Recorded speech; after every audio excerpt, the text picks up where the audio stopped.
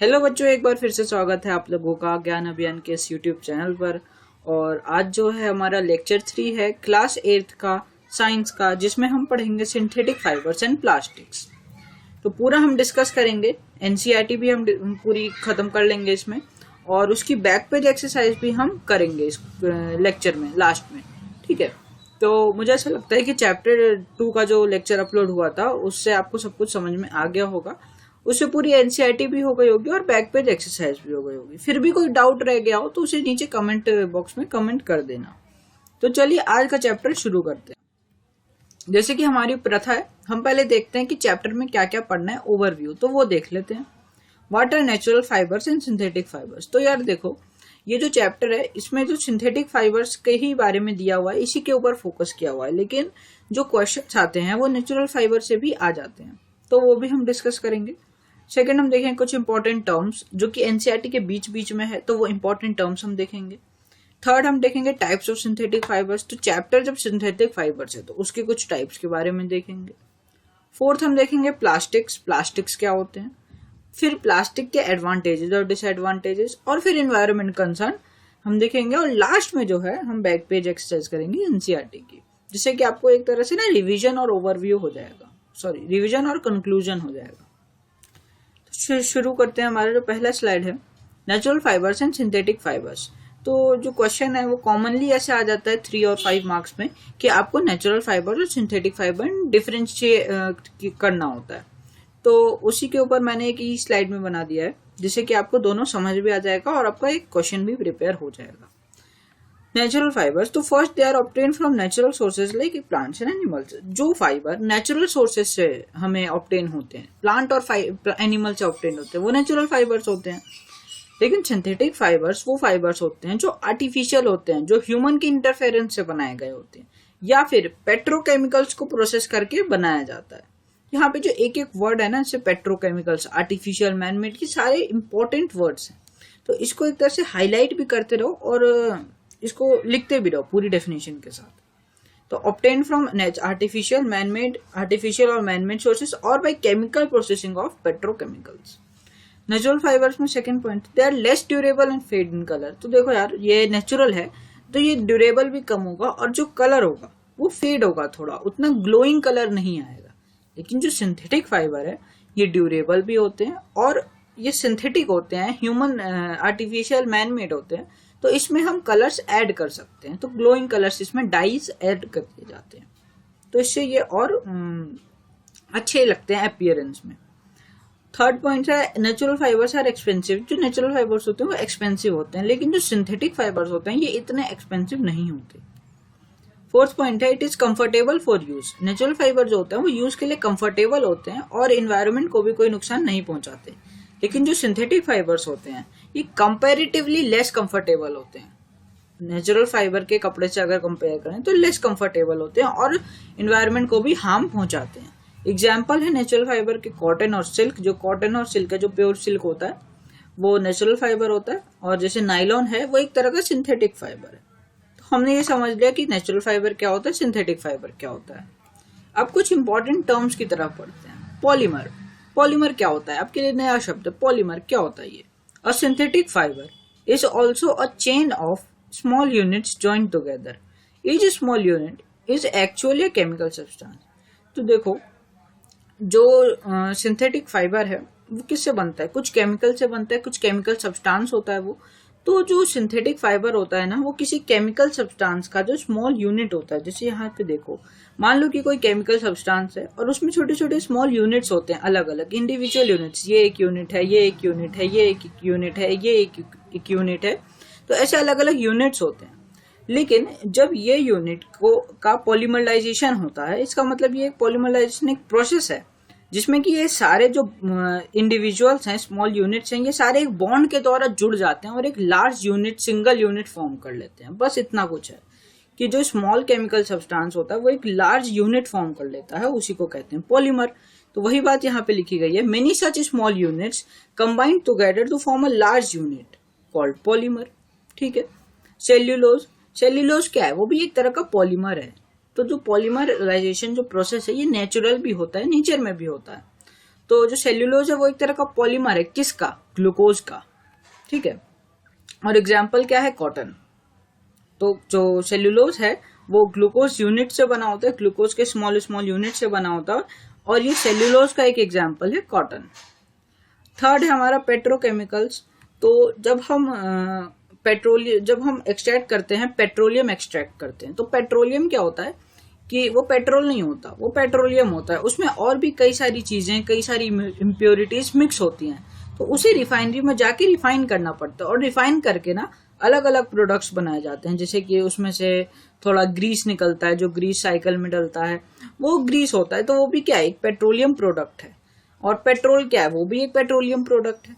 तो वैसे ही जो मटेरियल पेट्रोलियम ओरिजिन के हैं, जो पेट्रोलियम से बने हैं, वो पेट्रोकेमिकल्स होते हैं। फोर्थ है हमारा पेट। पेट में आपको याद रखना है पॉलीथीन टेट्राफाइलेट। इसका जो ये है नाम, फुल फॉर्म, ये ज्यादा नहीं पूछा जाता। इसको आपको ये याद रखना है कि it is a familiar form of polyester. ये जो पेट होता है ये पॉलिस्टर का एग्जाम्पल होता है, और इससे बॉटल्स बनाए जाते हैं। मेनली जो वाटर बॉटल्स होते हैं उससे बनाया जाता है, पेट बॉटल्स भी कहते हैं। तो बॉटल्स, यूटेंसिल्स, फिल्म्स, वायर, ये सब जो बनते हैं ये सब पेट से बनते हैं। पेट भी एक तरह का पॉलीमर है, ठीक है। ये हमने कवर कर लिया कुछ इंपॉर्टेंट टर्म्स को, 2 चीजें हमने कवर कर ली। अब जो हमारा थर्ड टॉपिक आता है types of synthetic fibre. Synthetic fibre के टाइप्स। तो टाइप्स मतलब कि कुछ कुछ पर्टिकुलर सिंथेटिक फाइबर्स दिए गए हैं, उनके बारे में हमें 2-3 पॉइंट पढ़ना है। तो जो पहला सिंथेटिक फाइबर है वो है रेयॉन। रेयॉन एक सिंथेटिक फाइबर है जिसको आर्टिफिशियल सिल्क भी कहा जाता है। आर्टिफिशियल सिल्क क्यों कहा जाता है भाई? क्योंकि रेयॉन जो है ना एक सिंथेटिक फाइबर है जो कि सिल्क की तरह दिखता है। जो नेचुरल सिल्क होता है वो काफी अच्छा सॉफ्ट होता है और उसमें काफी अच्छा मतलब ग्लो होता है, कलर होता है। तो जो रेयॉन, जो असली सिल्क होता है ना, वो काफी ज्यादा एक्सपेंसिव होता है, काफी ज्यादा महंगा होता है। लेकिन जो आर्टिफिशियल सिल्क है वो जो रेयॉन है वो उतना ज्यादा महंगा नहीं होता। तो जो साइंटिस्ट थे उन्होंने 19वीं सेंचुरी में रेयॉन को डिस्कवरी की थी वुड पल्प से। तो एक तरह से एक्सेप्शन मान सकते हो इसको कि इसे बनाया गया था वुड पल्प से ही, लेकिन फिर भी ये सिंथेटिक फाइबर ही है। और it is cheaper than silk and can be woven in silk fibres, बता दिया मैंने आपको। ये सिल्क से सस्ता होता है। और it can be also died in variety of colours. इसे वेराइटी ऑफ कलर्स में डाई कर सकते हैं, इसे अलग अलग रंगों से रंगा जा सकता है। It is mixed with cotton. Rayon को कॉटन के साथ मिलाया जा सकता है। उसके बाद उससे कर्टेन्स और बेडशीट्स बनाए जाते हैं। कर्टेन्स मतलब पर्दे, बेडशीट मतलब चादर, ठीक है। तो रेयॉन के ये 2-3 पॉइंट थे जिसमें कि आपको ये याद रखना है कि एक तरह का आर्टिफिशियल सिल्क होता है, इसे वुड पल्प से बनाया गया था और इससे बेडशीट्स और कर्टेन्स बनाए जाते हैं। सेकंड आता है हमारा नायलॉन। नायलॉन जो है काफी इंपॉर्टेंट है, इससे काफी सारे क्वेश्चंस बनते हैं। नायलॉन को तो आपको बहुत बहुत अच्छे से पढ़ना है। तो नायलॉन जो था पहला सिंथेटिक, फुली सिंथेटिक फाइबर था। नायलॉन जो था, जो रेयॉन था उसमें हमने वुड पल्प का यूज किया था जो कि नेचुरल होता है। लेकिन जो नायलॉन था वो पहला फुली सिंथेटिक फाइबर था, पूरा सिंथेटिक था। उसे साइंटिस्ट ने कोल मतलब कोयला, वाटर और एयर के मिक्सचर से बनाया था। तो nylon fibre is strong, elastic and light. जो नायलॉन का फाइबर होता है ना काफी ज्यादा स्ट्रॉन्ग होता है, काफी ज्यादा स्ट्रॉन्ग। 4th पॉइंट में यहाँ लिखा है a nylon thread is actually stronger than a steel wire.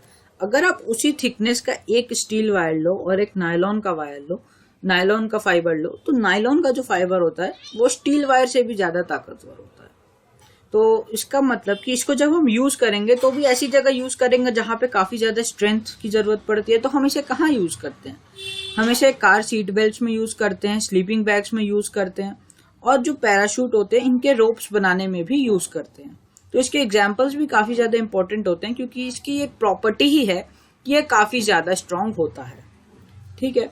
Nylon भी हमने कवर कर लिया, ये काफी ज्यादा स्ट्रांग होता है, स्ट्रेंथ होती है इसमें, इलास्टिक होता है, लाइट होता है और इजी टू वॉश भी होता है। ये पहला फर्स्ट फुली सिंथेटिक फाइबर था और ये स्टील वायर से भी ज्यादा स्ट्रांग होता है। थर्ड है हमारा पॉलिस्टर। तो polyester fabric made from this fibre does not get wrinkled easily and is easy to wash. तो जो पॉलिस्टर है वो भी एक तरह का फाइबर है और इससे क्या बनाया जाता है? इससे ड्रेस मटेरियल बनाया जाता है। क्यों?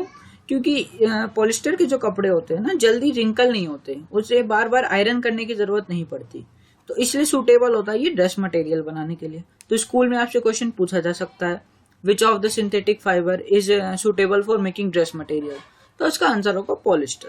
तो ऐसे क्वेश्चन फॉर्म होते हैं। इसका पॉलिस्टर का एक और एग्जाम्पल भी है, terylene is a popular polyester, it can be drawn into fine fibres that can be woven into like other yarn. तो जो टेरिलीन है वो भी एक पॉलिस्टर का एग्जाम्पल ही है, जिसको कि काफी फाइन फाइबर्स में भी हम कर सकते हैं और किसी भी अदर यार्न की तरह हम इसे वोव करके अपना कुछ भी ड्रेस मटेरियल बना सकते हैं। फोर्थ में है पॉलीकॉट। पॉलीकॉट क्या होता है? अगर हम पॉलिस्टर और कॉटन को मिक्स कर देंगे तो उसे पॉलीकॉट नाम दे देंगे, और अगर हमने पॉलिस्टर और वूल को मिक्स कर दिया तो उसे हम पॉलीवूल बोलेंगे। सिंपल है, पॉलीकॉट और पॉलीवूल। फोर्थ हमारा फाइबर जो आता है वो होता है हमारा एक्रिलिक। एक्रिलिक क्या होता है? Acrylic fiber resembles natural wool and hence many winter jackets, caps are made from acrylic। जैसे रेयन था जो कि सिल्क की तरह अपीयरेंस देता था, रिजेंबल करता था, वैसे ही जो एक्रिलिक है वो नेचुरल वूल की तरह अपीयरेंस देता है, बिल्कुल नेचुरल वूल जैसा होता है। इसलिए कई सारे जो जैकेट्स हैं और कैप्स हैं उसे एक्रिलिक से बनाया जाता है। It is cheaper than natural wool and is also available in many colours. ये नेचुरल वूल से सस्ता भी होता है और कई सारे कलर्स में अवेलेबल होता है। एक्रिलिक भी हो गया। और हमने टाइप्स ऑफ सिंथेटिक फाइबर जो थे, जिसमें हमने 4-5 तरह के सिंथेटिक फाइबर पढ़े। पहला रेयन, दूसरा नायलॉन, तीसरा पॉलिस्टर और चौथा एक्रिलिक। ये सारे हमने कवर कर लिए। तो हमने टाइप्स ऑफ सिंथेटिक फाइबर्स भी खत्म कर लिया। अब आता है हमारा फिफ्थ टॉपिक जो है वो हमारा प्लास्टिक। प्लास्टिक क्या होता है? प्लास्टिक भी एक तरह का पॉलीमर होता है। Plastic is also polymer like synthetic fibre. जैसे सिंथेटिक फाइबर मैंने आपको बताया था एक पॉलीमर होता है किसी केमिकल सब्सटेंस का, वैसे ही जो प्लास्टिक है वो भी एक तरह का पॉलीमर होता है। तो लेकिन जो प्लास्टिक है वो हर प्लास्टिक में एक तरह का अरेंजमेंट नहीं होता। अरेंजमेंट का मतलब क्या?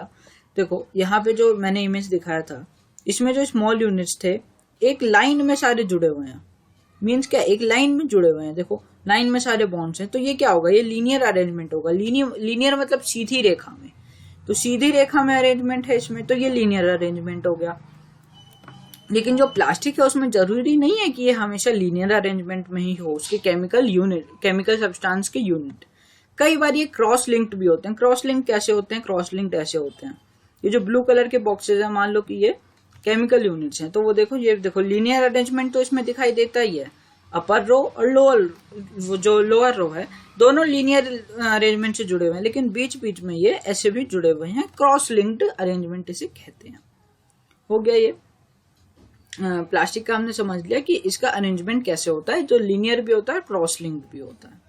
Third, the fact is plastic is easily mouldable. जो प्लास्टिक है काफी इजिली मोल्डेबल होता है। हम उसे मोल्ड करके कुछ भी बना सकते हैं अपने जरूरत के हिसाब से। देखो प्लास्टिक की कितनी सारी चीजें होती हैं। जो पेन का बॉडी होता है वो भी प्लास्टिक का होता है, जो कंटेनर होता है वो भी प्लास्टिक का होता है, बकेट्स होते हैं प्लास्टिक के, जो वाटर टैंक होता है वो भी प्लास्टिक का होता है, जो चश्मे का फ्रेम है ये भी प्लास्टिक का है। तो प्लास्टिक से कई सारी चीजें बनाई जाती हैं। क्यों बना सकते हैं हम? क्योंकि काफी ज्यादा इजिली मोल्डेबल होता है। हम उसे किसी भी फॉर्म में हम उसे शेप कर सकते हैं। Plastic is recycled, can be recycled, reused, colored, melted, rolled into sheets and made into wires। तो वायर की जो कवरिंग होती है वो भी प्लास्टिक की होती है, और जो प्लास्टिक है उसे रिसाइकल और रीयूज भी कर सकते हैं, लेकिन काफी कम प्लास्टिक को हम रीयूज और रिसाइकल कर सकते हैं, लेकिन फिर भी कुछ मात्रा में प्लास्टिक रिसाइकल होते हैं। अब देखो यार, प्लास्टिक जो होते हैं दो टाइप के होते हैं। कितने टाइप के होते हैं? दो टाइप के होते हैं प्लास्टिक। एक होता है थर्मोसेटिंग प्लास्टिक और एक होता है थर्मोप्लास्टिक। ये देखते हैं क्या है। थर्मोसेटिंग प्लास्टिक वो प्लास्टिक होते हैं जो इसको कि एक बार अगर हमने गर्म कर दिया और उसके बाद उसको मोल्ड कर लिया, तो उसके बाद फिर उसे गर्म करने से वो फिर से सॉफ्ट नहीं होते। डेफिनेशन देखते हैं। There are some plastics which when moulded once can not be softened by heating. एक बार अगर हमने उसे मोल्ड कर लिया, मान लो कि एक बार हमने मोल्ड करके प्लास्टिक को, ये हेडफोन्स हमने बना लिए, ये हेडफोन्स हमने बना लिया, वापस से मैं इसको गर्म करूं तो ये वापस से डिफॉर्म नहीं होगा, ये वापस से चेंज नहीं होगा प्लास्टिक। तो ये क्या होता है? थर्मोसेटिंग। गर्म होने के बाद ये सेट हो जाते हैं बिल्कुल। तो ये एक प्लास्टिक का टाइप है। दूसरा है थर्मोप्लास्टिक, इसके बिल्कुल opposite. Plastic which gets deformed easily on heating can be bent easily are known as thermoplastic. जो प्लास्टिक गर्म करने पर आसानी से मोल्ड हो जाते हैं, और उसके बाद फिर उसे गर्म करोगे तो फिर वो मोल्ड हो जाएंगे, वो थर्मोप्लास्टिक होते हैं। एग्जाम्पल पॉलीथीन और पीवीसी। पॉलीथीन और पीवीसी के जो पाइप होते हैं, पीवीसी के कॉमनली पाइप होते हैं, तो पॉलीथीन और पीवीसी जो है थर्मोप्लास्टिक है, उसे हम गर्म करेंगे उसके बाद हम उसे मोल्ड कर सकते हैं। और थर्मोप्लास्टिक के एग्जाम्पल्स हैं बेकेलाइट और मेलामाइन, ये दोनों बहुत इंपॉर्टेंट है, इसलिए हम इसके बारे में डिटेल पढ़ेंगे, बेकेलाइट और मेलामाइन के बारे में। तो ये दोनों लिख लो, वीडियो पॉज करके नोट कर लो, हम बेकेलाइट और मेलामाइन के बारे में आगे पढ़ते हैं। Melamine and bakelite. Bakelite is a poor conductor of heat and electricity. जो बेकेलाइट है, जो कि एक थर्मोसेटिंग प्लास्टिक का एग्जाम्पल है, ये हीट और इलेक्ट्रिसिटी का पुअर कंडक्टर होता है। इसका मतलब क्या है कि बेकेलाइट का अगर बेकेलाइट जो प्लास्टिक है वो हीट और इलेक्ट्रिसिटी को पास नहीं होने देता, पुअर कंडक्टर होता है। It is used for making electrical switches, handles of various utensils. तो ये हीट और इलेक्ट्रिसिटी का पुअर कंडक्टर होता है, ये हीट और इलेक्ट्रिसिटी को अपने से पास नहीं होने देता, उस कारण से इसे इलेक्ट्रिकल स्विचेस और हैंडल्स ऑफ वेरियस यूटेंसिल्स में यूज किया जाता है। तो इलेक्ट्रिकल स्विचेस में हम बेकेलाइट का प्रयोग करते हैं कि हमें इलेक्ट्रिक शॉक ना लग जाए, ये हमें इलेक्ट्रिक शॉक से बचाता है, क्योंकि ये क्या होता है, पुअर कंडक्टर होता है। इलेक्ट्रिसिटी अगर कहीं से लीक हो रही हो अंदर, तो इसे बाहर आने पे पास होने नहीं देगा। और वेरियस यूटेंसिल्स में यूज करते हैं, क्योंकि हम जैसे बर्तनों में खाना पकता है तो उसका तो हैंडल भी गर्म हो जाएगा, फिर हम पकड़ेंगे कैसे उसे, तो इसलिए उसको जो प्लास्टिक होता है वो बेकेलाइट का इस्तेमाल किया जाता है। सेकेंड जो है हमारा melamine, is a versatile material, it resist fire and can tolerate heat better than other plastic. जो मेलामाइन है, इसकी भी प्रॉपर्टी होती है कि ये और जो अलग अलग प्लास्टिक है उनसे और अच्छे से हीट को टॉलरेट कर सकता है, मतलब हीट को रेसिस्ट कर सकता है, अपने से पास नहीं होने देता, और पिघलता भी नहीं है। It is use for making floor tiles, kitchen ware and fabrics which resist fire. ये जो फ्लोर के टाइल्स होते हैं, किचन का जो सामान होता है, और जो फैब्रिक्स होते हैं उसमें फैब्रिक्स मतलब जैसे कि जो कपड़े, अच्छा कपड़ों में इसका यूज कहाँ किया जाएगा, यूनिफॉर्म्स ऑफ फायरमैन। जो फायरमैन होते हैं उनके यूनिफॉर्म, जो उनका फैब्रिक होता है, उसमें मेलामाइन की कोटिंग की जाती है। किससे क्या होगा, वो फ्लेम रेसिस्टेंट बन जाएगा उनका जो यूनिफॉर्म है। तो मेलामाइन का ये एक बहुत इंपॉर्टेंट यूज होता है, जो कि फायरमैन के यूनिफॉर्म में यूज किया जाता है। तीसरा जो है हमारा एक चीज है टेफलॉन। टेफलॉन भी एक इम्पॉर्टेंट चीज है, जो कि मेलामाइन और बेकेलाइट से अलग है। टेफलॉन अलग चीज है। Teflon is a special plastic on which oil and water does not stick. तो मेलामाइन का हमने प्रॉपर्टी देखा, बेकेलाइट का देखा, वैसे अब टेफलॉन का देख रहे हैं। तो टेफलॉन की एक प्रॉपर्टी होती है कि अपने ऊपर ऑयल और वाटर को चिपकने नहीं देता, इस कारण से उसे नॉन स्टिक कुकवेयर्स में यूज किया जाता है। आपने सुना होगा नॉन स्टिक तवा, नॉन स्टिक कढ़ाई, तो उसमें क्या होता है, टेफलॉन एक की लेयर कर दी जाती है, तो उससे क्या होता है, ऑयल और वाटर जो है उसमें चिपकता नहीं है। Advantages of plastic. तो प्लास्टिक्स हमने देखा क्या होते हैं, प्लास्टिक कैसे उनका स्ट्रक्चर होता है, अरेंजमेंट होता है। अब इसकी कुछ एग्जांपल्स देखते हैं, एडवांटेजेस देखते हैं। Plastic is non reactive. पहला, ये रिएक्टिव नहीं होता, ये रिएक्ट नहीं करता। Plastic is light, strong and durable. Plastic के जो कंटेनर्स होते हैं हल्के होते हैं, लाइट होते हैं, स्ट्रॉन्ग होते हैं और ड्यूरेबल होते हैं। Plastics are poor conductor. Poor conductor of what, heat and electricity. Heat और इलेक्ट्रिसिटी के पुअर कंडक्टर होते हैं प्लास्टिक्स। Environment concern. अब इन्वायरमेंट को देख लेते हैं कि यार इन्वायरमेंट को भी कोई दिक्कत है प्लास्टिक से या नहीं है। तो दिक्कत है, कैसे वो देखते हैं। Plastic take several years to decompose. जो चैप्टर 1 जो था मेरा, लेक्चर 1 था, उसमें मैंने आपको डिकम्पोजिबल और नॉन डिकम्पोजिबल दोनों टर्म्स के मतलब सही से समझा दिए थे। तो जो प्लास्टिक है वो सेवरल ईयर्स, कई साल लेता है वो डिकम्पोज होने में, इस कारण से ये इन्वायरमेंट फ्रेंडली नहीं है। It causes environment pollution. तो ये जब जल्दी डिकम्पोज नहीं होता तो उस कारण से ये इन्वायरमेंट में ना पोल्यूशन फैलाता है, तो इसलिए इन्वायरमेंट फ्रेंडली नहीं है। The burning of process. अब देखो कि ये डिकम्पोज नहीं हो रहा, तो क्या हम इसे जला सकते हैं? नहीं, जला भी नहीं सकते। क्यों नहीं जला सकते? It releases lots of poisonous fumes into the atmosphere causing air pollution. अगर हमने इसे जलाना चाहा, हम चाहें कि हम इसे जला के खत्म कर देते हैं, तो इससे काफी सारे पॉइजनस गैसेस रिलीज होते हैं एटमॉस्फेयर में, जिससे एयर पोल्यूशन होता है। The plastic material chokes the respiratory system of animals और forms lining in their stomach. जो एनिमल्स होते हैं कुछ, जैसे डॉग्स हो गए, काउस हो गए, तो वो क्या होते हैं, स्ट्रीट के जो आसपास जो गार्बेज होता है, कई बार उसमें से खाना खाते हैं, तो वो क्या गार्बेज जो होता है प्लास्टिक के बैग्स में बंद होता है, तो उस कारण से कई बार उनके रेस्पिरेटरी सिस्टम में वो अटक जाता है, चोक कर जाता है, या अगर उन्होंने खा भी लिया तो उनके स्टोमक के अंदर एक लाइनिंग बन जाती है प्लास्टिक की, which can be cause of their death, जो कि आगे उनके डेथ का कॉज भी हो सकता है। अब सॉल्यूशन क्या है? इतने सारे हमने देखे कि भाई ये डिकम्पोज भी नहीं हो सकता, इसे हम जला भी नहीं सकते, इससे ये दिक्कत भी होती है, एनिमल्स को भी हार्म है। तो इसका सॉल्यूशन क्या है? 3-4 सॉल्यूशन है इसके।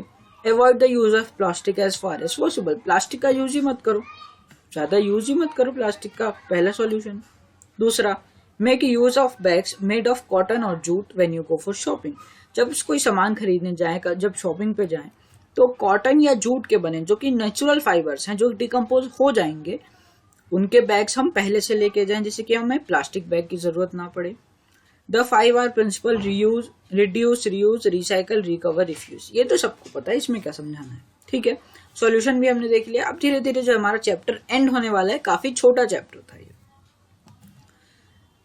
हो ही गया चैप्टर एंड। अब जो हमारा स्लाइड आया है, एनसीईआरटी की बैक पेज एक्सरसाइज आई है, तो मैं आपको यहाँ पे दिखा देता हूँ कि जो भी हमने पढ़ा था, जो भी हमने पढ़ा है वो सब कुछ एनसीईआरटी का ही पढ़ा है, और इससे सारी जो एनसीईआरटी की बैक पेज एक्सरसाइज है वो भी सॉल्व हो जाएगी। सब कुछ मैं आपको दिखा देता हूँ यहाँ पे। तो synthetic fibres are also called dash and dash fibres, तो यहाँ पे मैंने डिस्कस किया था, देखो जो पहला स्लाइड था यही मैंने डिस्कस किया था। Synthetic fibres are also called artificial या मैन मेड फाइबर्स, तो यहाँ पे टर्म लिखा है आर्टिफिशियल और मैन मेड। मैंने आपको बोला था यहाँ पे हर एक वर्ड इंपॉर्टेंट है, तो देखो यार आगे फिल इन द ब्लैंक्स में आ गया, यहाँ पे हमने ये बात डिस्कस किया था। सेकंड है हमारा synthetic fibres are synthesised from raw material called, उसी स्लाइड में एक यहाँ पे टर्म लिखा था पेट्रोकेमिकल्स, यहाँ पे मैंने लिखा है obtained from artificial man made sources और by chemical processing of petrochemicals. तो इसका आंसर क्या होगा? पेट्रोकेमिकल्स। रॉ मटेरियल पूछा था उसने, तो रॉ मटेरियल क्या है? पेट्रोकेमिकल्स।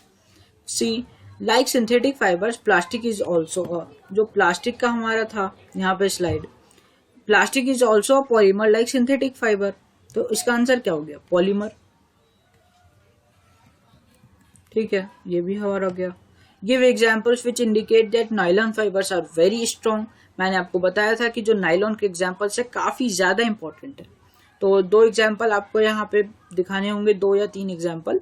तो उसमें आप एक पैराशूट वाला दिखा सकते हो और एक रोप क्लाइंबिंग वाला दिखा सकते हो। ठीक है, और कार सीट बेल्ट में भी यूज किया जाता है। ये सारी बातें हमने अपने लेक्चर में कवर किया हुआ है। Explain why plastic containers are favoured for storing food, उसके लिए यहाँ पे एडवांटेजेस ऑफ प्लास्टिक्स आप लिखोगे।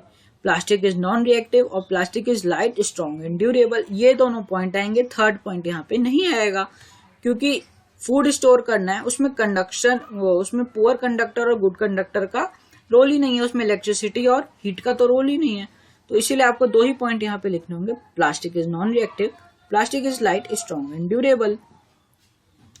थर्ड क्वेश्चन है explain the difference between thermoplastic and thermosetting plastic, तो यहाँ पे हमने थर्मोसेटिंग प्लास्टिक और थर्मोप्लास्टिक का डिफरेंशिएशन ही किया था, डिफरेंशिएट कर लिया था, ये भी हो गया। Explain why the following are made from thermosetting plastic, thermosetting plastic से सॉसपेन के handles, electric plug, switch board यहाँ पे क्यों बनाए जाते हैं, जो कि मैंने आपको यहाँ पे डिस्कस कर दिया था। तो हमारा जो पूरा चैप्टर है अब खत्म हो चुका है। एनसीईआरटी की बैक पेज एक्सरसाइज में भी आपको दिखा दिया मैंने कि जो भी चीज हमने स्लाइड में डिस्कस किया था, जो भी पढ़ा था, उसी से एनसीईआरटी के बैक पेज के क्वेश्चंस बने हुए हैं। तो इसी के साथ होता है हमारा चैप्टर खत्म। आप इसके सारे नोट्स बना लेना चैप्टर 3 के, और एनसीईआरटी की बैक पेज एक्सरसाइज करना बहुत इंपॉर्टेंट है, वो भी कर लेना। और मिलते हैं आपसे लेक्चर 4 में, नेक्स्ट लेक्चर में चैप्टर 4 के साथ। तब तक के लिए पढ़ते रहो।